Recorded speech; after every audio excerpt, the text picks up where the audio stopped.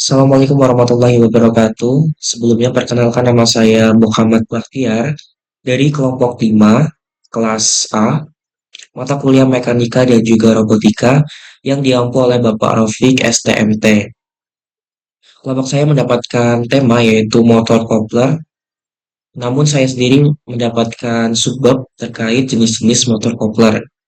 Sebelumnya telah dijelaskan oleh teman-teman saya yaitu terkait pengertian dan juga fungsi-fungsi dari motor kopler. Untuk link YouTube-nya ada di deskripsi. Oke teman-teman semuanya, sebelum lanjut ke materi, silakan teman-teman bisa subscribe dan juga like, dan jangan lupa aktifkan lonceng di akun saya karena tiap minggunya pasti saya akan upload video-video terkait materi. Langsung aja yang pertama jenis kopling L atau jaw kopling. Kopling L itu dikenal sebagai kopling rahang yang menghubungkan dua poros yang berputar dengan menawarkan kombinasi yang pertama ada kekuatan, yang kedua ada penggunaan, dan juga yang ketiga ada fleksibilitas yang tinggi. Jenis kopling ini menggunakan dua rahang berpasangan yang saling terikat atau terkait untuk mencengkeram poros, memberikan torsi yang tinggi dan kemampuan untuk mengakomodasi misalignment secara minimal. Gambar di samping merupakan salah satu contoh gambar kopling L atau jaw kopling. Kopling L atau jaw kopling ini sendiri tentunya memiliki fitur utama atau keunggulan-unggulan, yaitu yang pertama ada torsi tinggi. Kopling L mampu mentransmisikan torsi yang tinggi, jadi membuatnya sangat-sangat ideal untuk diterapkan pada aplikasi yang membutuhkan tenaga yang besar. Terus ya, selanjutnya ada kemudahan untuk pemasangan dan juga pembongkaran dari kopling L ini sendiri. Terus selanjutnya ada fleksibilitas misalignment minimal. Kopling L mampu mengakomodasi misalignment sudut dan aksial secara minimal sehingga mengurangi keausan pada komponen mesin. Selanjutnya mungkin terkait pengaplikasiannya di kehidupan sehari-hari, yang pertama ada mesin industri, itu biasanya digunakan pada pompa, kompresor, dan juga generator. Terus untuk di dunia pertanian, ada peralatan pertanian. Mungkin bisa sering dilihat itu, yaitu ada traktor, mesin panen, dan juga mesin penggilingan padi. Terus untuk yang sering kita jumpai di kehidupan sehari-hari, yaitu ada di kendaraan, yaitu seperti truk, bus, dan juga kereta api. Yang kedua ada jenis kopling FCL atau flank coupling, yaitu merupakan pilihan populer untuk menghubungkan dua poros yang berputar dalam berbagai aplikasi pada dunia industri. Dikenal dengan fleksibilitas dan ketahanannya yang sangat bagus, sangat tinggi. Kopling ini menawarkan beberapa keunggulan yang membuatnya ideal untuk berbagai kebutuhan yang dibutuhkan baik di dunia industri maupun di kehidupan sehari-hari. Gambar di samping merupakan contoh kopling FCL atau flank coupling. Di kopling FCL atau flank coupling ini sendiri tentunya memiliki keunggulan atau fitur-fitur utama yang diberikan gitu. Itu yang pertama ada contohnya fleksibilitas. Kopling FCL ini mampu mengakomodasi misalignment sudut dan aksial yang kecil. Sama aja seperti sebelumnya, yaitu untuk mengurangi aksi apa namanya aus gitu ya pada mesin-mesin. Terus selanjutnya ada ketahanan. Kopling FCL ini terbuat dari material yang kokoh dan tahan lama, membuatnya mampu menahan beban berat dan juga kondisi operasi yang sangat keras. Untuk selanjutnya ada kesederhanaan. Jadi sama aja di kopling FCL ini sendiri mudah dipasang dan juga mudah dilepas. Untuk pengaplikasiannya dari kopling FCL ini, pertama ada pompa yang menghubungkan motor penggerak dan dengan poros pompa ini biasanya digunakan pada mixing atau industri proses di proses kimia, proses perminyakan, dan sebagainya. Selanjutnya ada kipas angin. Kopling FCL juga umum penggunanya pada kipas angin untuk menghubungkan motor penggerak dengan poros kipas. Ini biasa dijumpai, mungkin nggak asing gitu ya bagi teman-teman semuanya. Setiap kos pasti kan punya namanya kipas angin atau rumah ya. Selanjutnya ada kompresor, terus ada mesin-mesin pada dunia industri.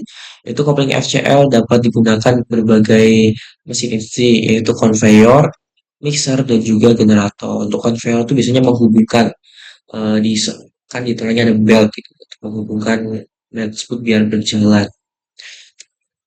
Terus selanjutnya ada coupling FL atau flexible coupling.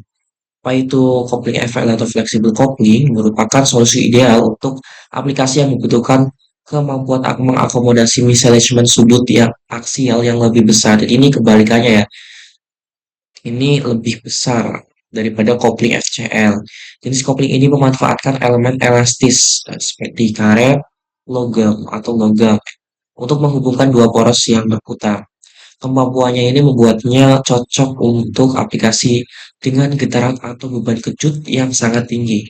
Ini sangat-sangat cocok digunakan pada dunia industri karena di situ kan banyak banyak sekali tentang getaran dan juga beban kejut yang tinggi. Gambar di samping merupakan contoh kopling dari FL atau flexible coupling. Tentunya pada kopling FL ini atau flexible coupling sama memiliki keunggulan atau memiliki fitur utama yang diberikan yaitu ada elemen. Jadi elemen yang digunakan itu elastis. Selanjutnya fleksibilitas yang tinggi. Jadi pada kopling FCL ini fleksibilitasnya tinggi yaitu misalnya sudut dan juga aksialnya lebih besar atau gede gitu. Itu penting untuk aplikasi di mana terdapat misalignment yang signifikan atau tidak dapat dihindari. Terus selanjutnya ketahanan, karena kan ini menggunakan jenis elastis jadi lebih tahan atau lebih kokoh, tahan lama. Terus selanjutnya ada kemampuan gunanya cocok untuk aplikasi getaran. Nah, ini sangat-sangat cocok di dunia industri. Terus selanjutnya mungkin di pengaplikasiannya dari motor kopling jenis FL ini sendiri. Kenapa ada mesin dengan getaran tinggi? Kopling FL ideal untuk mesin-mesin yang menghasilkan getaran tinggi seperti generator, motor diesel, dan juga pompa air. Biasanya tuh di dunia industri tuh banyak banget mesin-mesin ini. Jadi bukan hanya satu-satu, tapi justru dalam jumlah yang banyak. Jadi sangat bagus juga di dunia industri. Terus aplikasi dengan beban kejut. Nah, ini contohnya mesin press, palu, dan juga konveyor.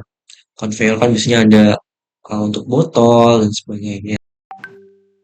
Mesin dengan mekanisme yang signifikan, yaitu contohnya kopling FL dapat digunakan dalam aplikasi di mana mekanisme sulit Anda hindari, seperti mesin yang pada fondasi yang tidak stabil. Oke, nextnya itu jenis kopling MH atau Mufa kopling. Kopling MH atau Mufa kopling merupakan pilihan ekonomis dan praktis untuk menghubungkan dua poros yang berputar dengan torsi rendah. Kalau yang pertama tadi torsi tinggi, ini kebalikannya yaitu torsi rendah. Jenis kopling ini menggunakan dua mufa yang dihubungkan dengan baut menghasilkan sambungan yang mudah dipasang, dilepas, dan juga dirawat. Kopling MH ideal untuk aplikasi di mana misalignment minimal dan biaya merupakan pertimbangan utama atau pertimbangan pertama. Untuk gambar di samping ini merupakan contoh kopling MH atau mufa kopling. Oke, untuk kopling MH ini tentunya juga memiliki keunggulan dari kopling-kopling lain. Yang pertama ada sama aja sih, ada kemudahan pasang dan juga kemudahan untuk membongkar atau melepasnya kembali. Terus di sini juga kemudahan untuk merawat kopling tersebut. Jadi di sini saya tidak langsung kan perawatannya gampang. Jadi di sini menghasilkan keawetan yang lebih tahan lama.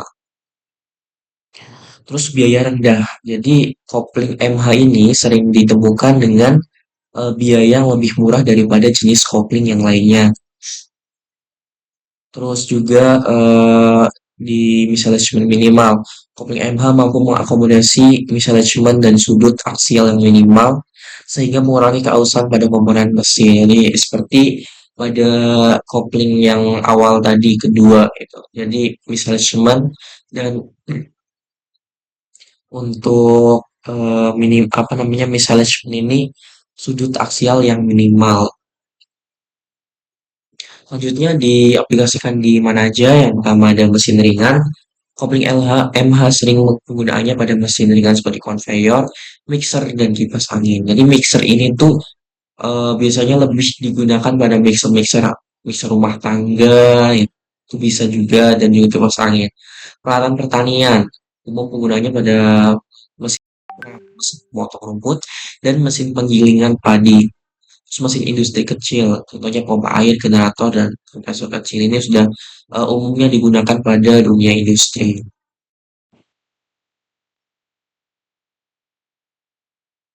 Oke, terima kasih atas pemaparannya.